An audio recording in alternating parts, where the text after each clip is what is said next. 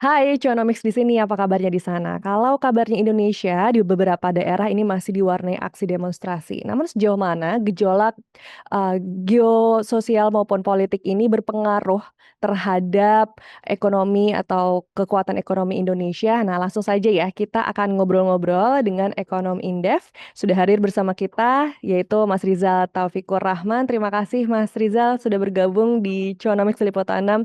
Langsung saja nih Mas Rizal, beberapa hari terakhir ini kan gejolak sosial politik melanda Indonesia dan bagaimana dampaknya sejauh ini terhadap ekonomi Indonesia? Pasti dampak nyata ya, yang paling dirasa pasti di kanal keuangan ya, jangka pendeknya.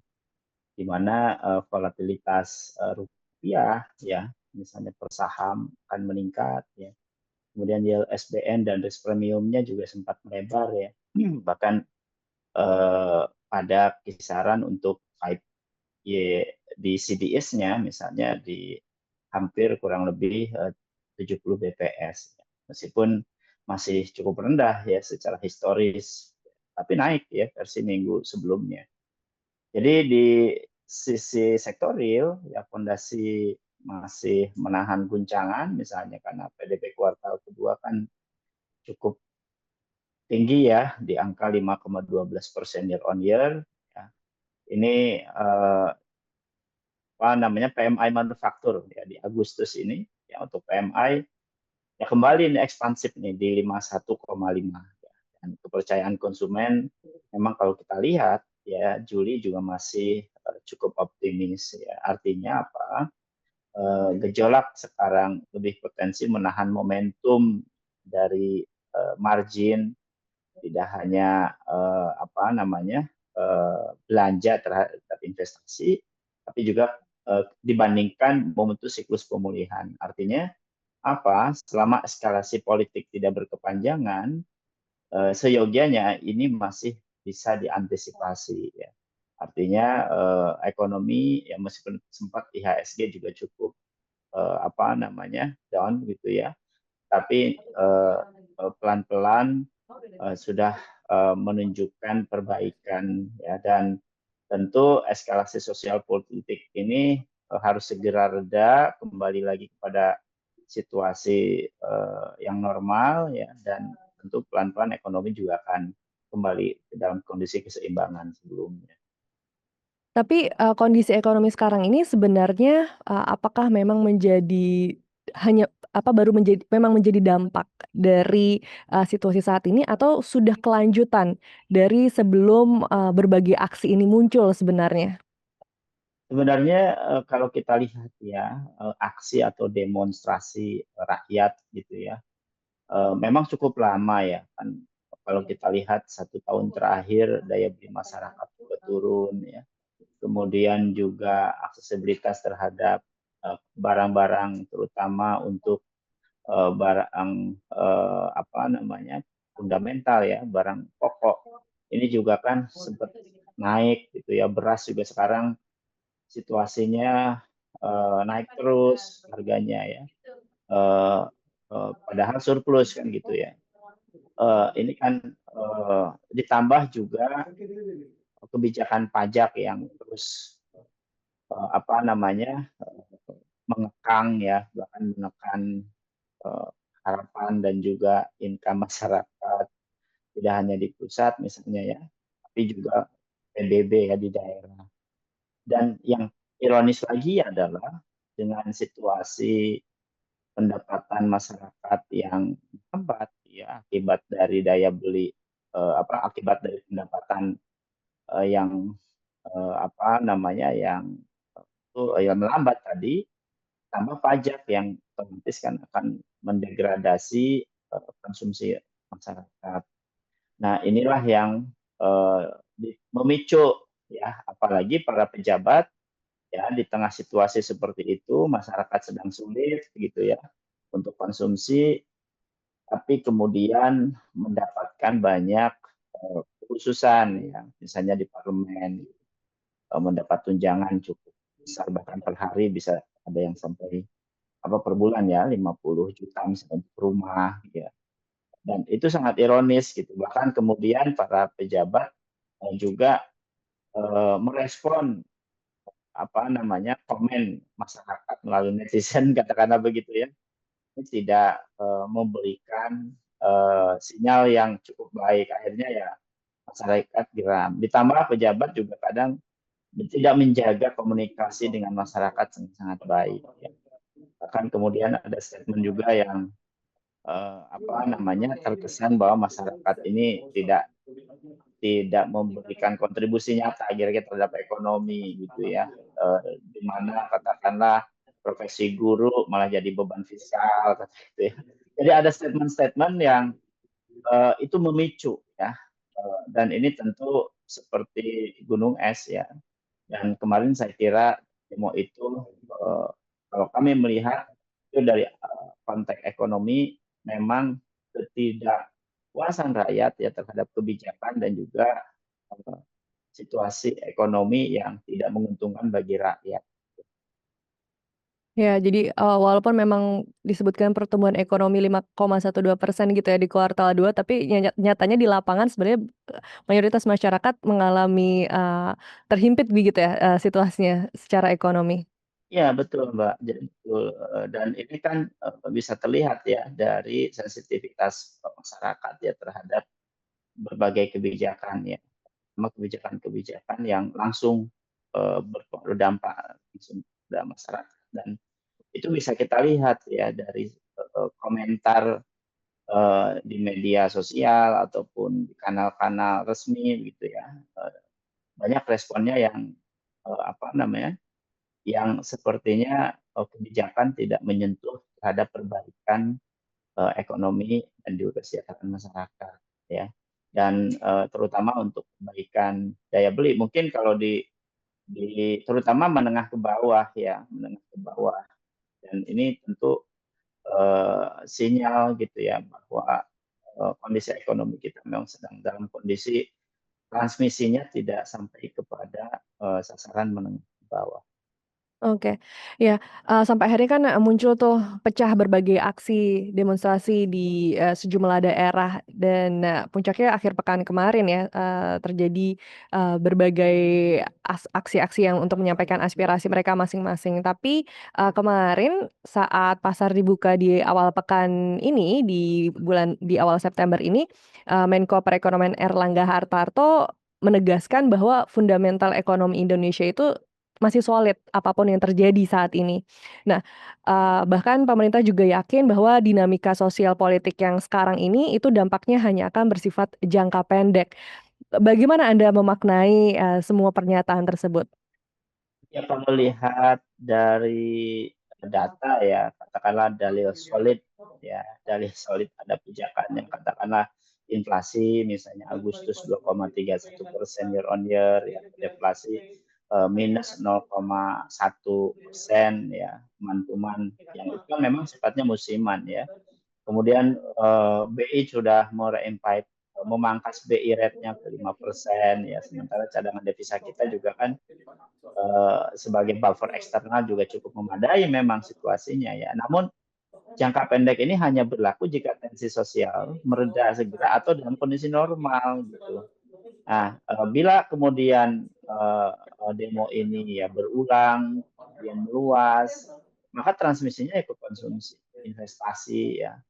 Dan tentu biayaan SBN juga bisa bergeser ya dari sentimen menjadi apa namanya fundamental yang yang semakin keropos gitu. Nah itu yang kita tidak harapkan. Jadi kalau kemudian bicara fundamental solid dan dampaknya jangka pendek, saya kira ya namanya demo gitu ya atau aksi itu ya jangka pendek. Tapi kalau kemudian segera diantisipasi gitu ya dan apa stabilisasinya juga cepat, responnya juga cepat gitu ya. Dan kemudian diiringi dengan kebijakan atau harapan dan tuntutan dari demo itu atau aksi itu gitu.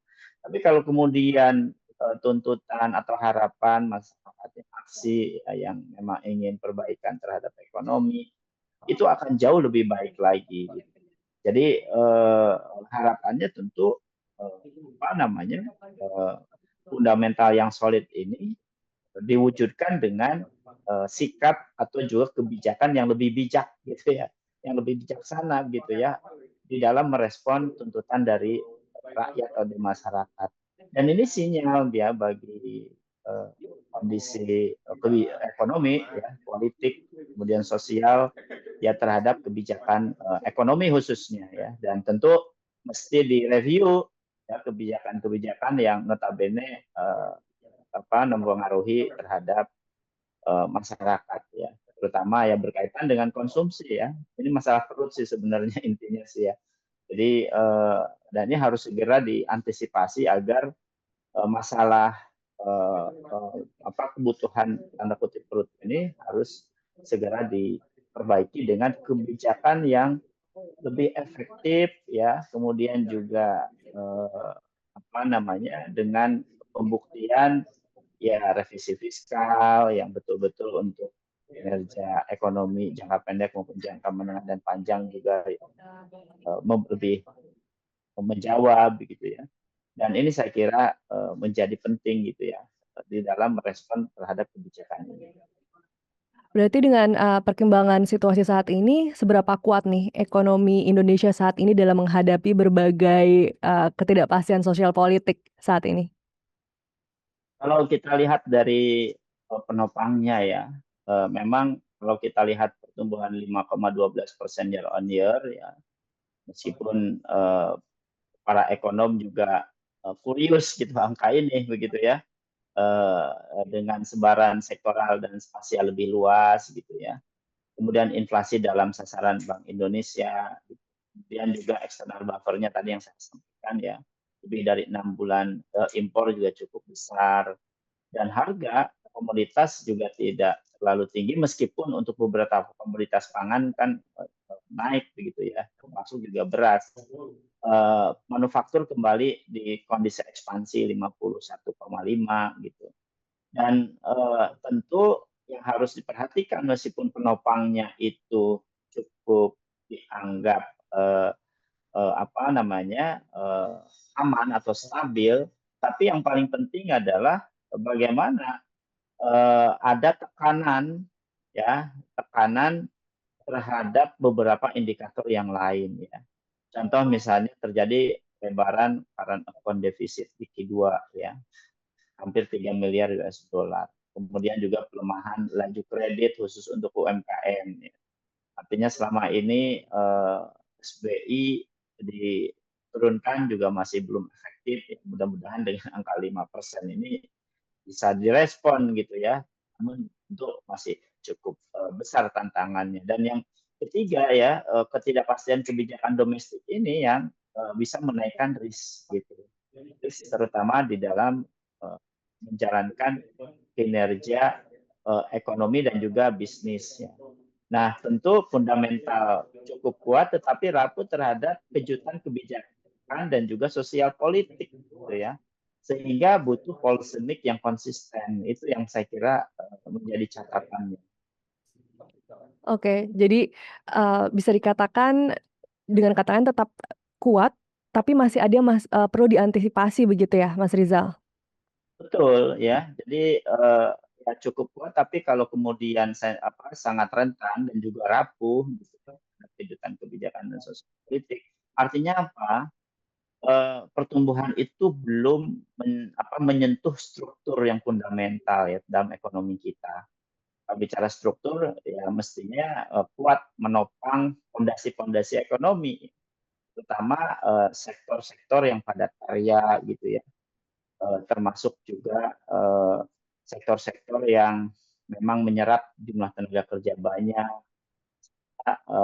sebagai fondasi ekonomi ekonomi nasional kita ya, dengan struktur ekonomi yang tentu mestinya lebih kuat gitu ya dengan capaian pertumbuhan dan nyatanya ya triwulan kedua ini justru konsumsi di bawah 5% ya.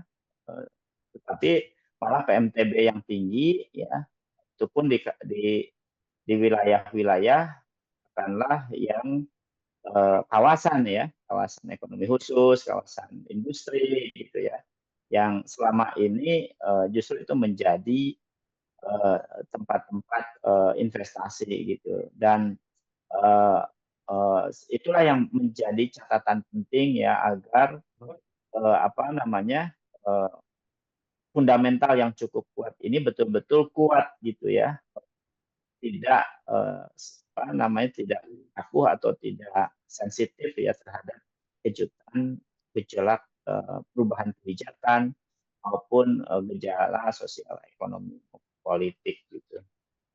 Ya, tadi, berbicara mengenai konsumsi masyarakat, apakah sejauh ini juga sudah ada dampaknya begitu akibat adanya gejolak sosial politik saat ini? Apakah sudah ada berdampak ke konsumsi masyarakatnya sendiri?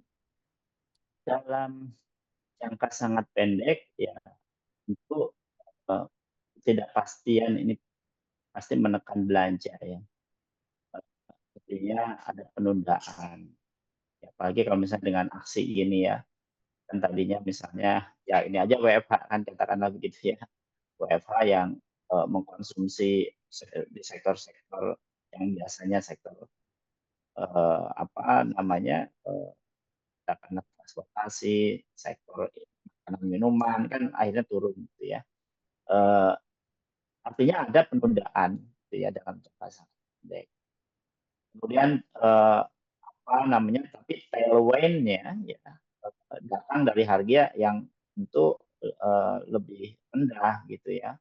Dan ekspektasi konsumen ini yang masih optimis ini yang saya kira menjadi modal gitu ya di dalam konsumsi kita meskipun capaian konsumsi kita dengan capaian 5,12% itu apa namanya kontribusinya ya meskipun mayoritas dari rumah tangga konsumsi rumah tangga tapi masih di bawah tumbuhan ekonomi gitu dan tentu kebijakan yang harus didorong gitu ya agar konsumsi ini tensinya tidak melandai cepat gitu ya maka tentu ia harus ditopang gitu ya sentimen yang tadi optimis gitu ya terus menjadi sentimen positif gitu ya sehingga penurunan frekuensi apa namanya consumption ya terhadap barang-barang terutama barang-barang yang mempengaruhi inflasi juga bisa didorong dan diperlebar gitu. Dan ini tentu uh, terutama ya bagi masyarakat menengah ke bawah ya. Uh, dan ini harus dijaga gitu ya. Menengah ke bawah ini harus dijaga terutama untuk consumption-nya. Ya. Ya, apalagi kalau untuk UMKM gimana tuh Mas Rizal? Karena di media sosial juga sedang ramai ya gerakan untuk, bagaimana tetap bisa mempromosikan, produk-produk UMKM gitu walaupun di tengah, gejolak, sosial politik saat ini. Ya, memang UMKM itu kan menyumbang cukup signifikan ya. Uh, Hampir 90% tenaga kerja ya. Jadi memang sangat rentan terhadap gangguan sangat keamanan. Baik itu kaitan dengan distribusi, market gitu ya. Dan dari sisi pembiayaan tentu kredit UMKM akan stagnan nih ya. Bahkan per Juli saja kan ya di angka 1,8% ya year on year. Artinya di bawah kredit investasi. Harapannya UMKM itu kalau lajunya itu harapannya di atas karena kan ada beberapa khususan katakanlah di dalam. Kemudian juga tentu ini membatasi saat penjualan turun ya. Dan ini akan membuat shock sosial ya. Terasa di arus kasnya UMKM mikro ini. Nah, untuk itu maka harus dimitigasi UMKM ini meskipun katakanlah SBI turun menjadi 5%, mestinya ini kan apa namanya angka yang cukup menarik ya bagi para pengusaha gitu ya di UMKM ini. Apalagi UMKM kan ada KUR katakanlah begitu. Dan jaminan kredit ya, kemudian juga subsidi bunga yang ultra dan juga mikro ya. Serta saya kira payment holiday yang tertentu juga perlu diberikan. Artinya apa? Artinya UMKM ini sebagai salah satu backbone ya ekonomi kita mestinya diberikan berbagai kemudahan di dalam mendorong produktivitasnya ya, terutama tidak hanya masalah kredit modal tapi juga market.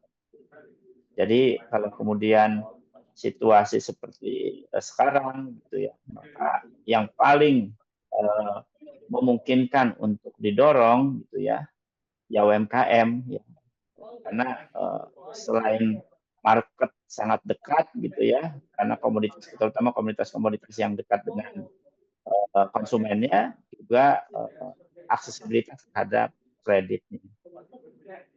Oke. Nah, berarti secara keseluruhan nih, apa sinyal, terpenting yang memang sekarang tuh sangat ditunggu oleh pasar, dari pemerintah saat ini? Pikir rule of law ya. Jadi apa namanya dan juga perlindungan aset ya. Karena saya kira ini penting ya rule of law ini. Kemudian juga fiscal path yang kredibel, ya artinya sekarang kan sedang digodok ya di Senayan gitu ya, apa namanya nota keuangannya gitu ya.